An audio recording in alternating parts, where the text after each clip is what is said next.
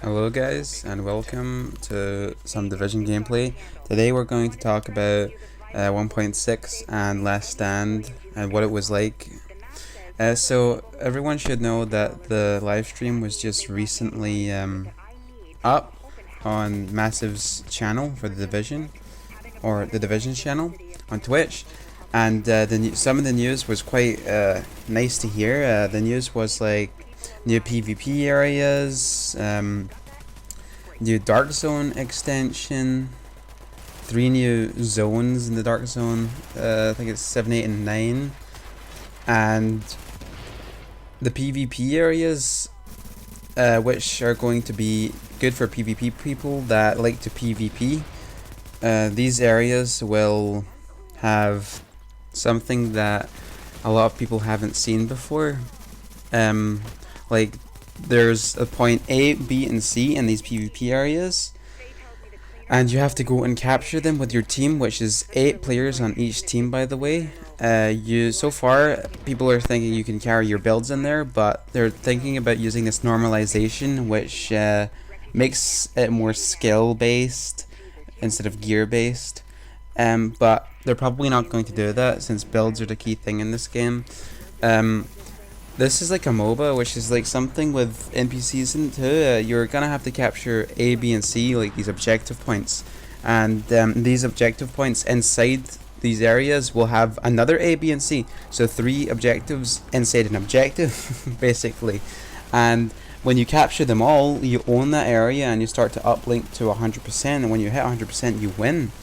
So basically, you have to work with your team to capture these objectives that are key to winning the game. There's also another feature called fortifications. These fortifications are including like pulse scans, turrets, and like ultimates. How you do this is you go around killing NPCs. They're out of the area, and when you kill these NPCs, they'll drop shade tech, which is the new in-game currency, only for PvP, only for this game mode. Which will allow you to buy turrets and things to place around the area, so that you can defend the points a lot easier from people stopping them from rushing you. You know, like in the Dark Zone, usually a lot of people they run right at you, and but if you get these shade techs together, you could start to build these turrets, these pulse scans, to see where these rogues are. These turrets will have a lot of health. That will stop the rogues from pushing too much. They'll probably do a lot of damage too. They have to, right? So far, there's very little gameplay on the Dark Zones extension. We do know that you can walk from DZ6 to DZ7 and 8 and 9. It's a continuation of the zone. And you could explore. They said that the zone is just a lot more darker and a lot more like death is in these 7, 8, and 9 zone. It's a lot better for PvP players because they said there's the rooftops to go to. There's actual interiors like houses on like DZ1, 2, 3, and 4, and 5, and 6. They don't have very many interiors, but in DZ7, 8, and 9 they said there's got many interiors. A lot of artwork too was put into these zones. They may look small, but it's actually increasing the Dark Zone by quite a big amount, like almost 100%. Like they just it's like half a Dark Zone they're adding in basically. And there's also going to be an incursion for PvE players that don't want a PvP, but there's also PvE aspects in this PvP game mode. When you get matched up, you could as a PvE player, you could go and kill enemy NPCs in order to get the shade tech, which you can get shade tech from killing players too, but the PvP players still go and kill players. You'll get shade tech if you're a PvE player from killing NPCs, and this is what they wanted to do. They wanted to implement a way that PvE players won't feel bad or feel like they're doing nothing. They can feel like they're doing something by killing these NPCs, getting shade tips to build fortifications for the flags.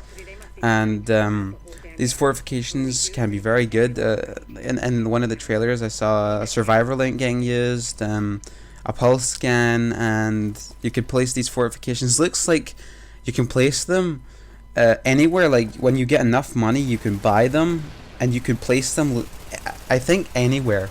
Like, they just come in this big box and you place them anywhere you want. High vantage points, probably the best bet. But this new incursion, there's no new information on that.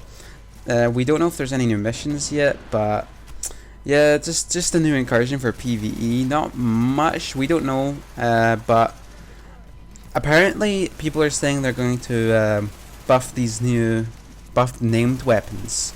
We don't know if it's true yet, but everyone's saying that named weapons are going to be very good. Someone said buy the named weapons, and there's going to be no gear score increase. Also, no gear score increase in this 1.6 update. There is also no timed exclusive, so PS4, Xbox One, and PC owners can get it right away, so that you could play it right away. And that's about it. I mean, there's a new incursion. There's 3 new small dark zone areas added to the regular dark zone. There's an objective based game mode which has NPCs in there for people to play and fight against, which is also good for PvP players, so they can kill enemy players as well to help the PvE players inside that game mode. Oh, one more thing before I go. The good news is, the best for last, well, to some players, Alpha Bridge is getting nerfed. They said that it's not going to be too bad, and it's going to be still a very good gear set to use, but it's going to be nerfed, so it's toned down to the other gear sets, because it wasn't really toned down. The other gear sets, no other gear set could ever hit the way that Alpha Bridge hits. Like, it hits that 300,000 DPS.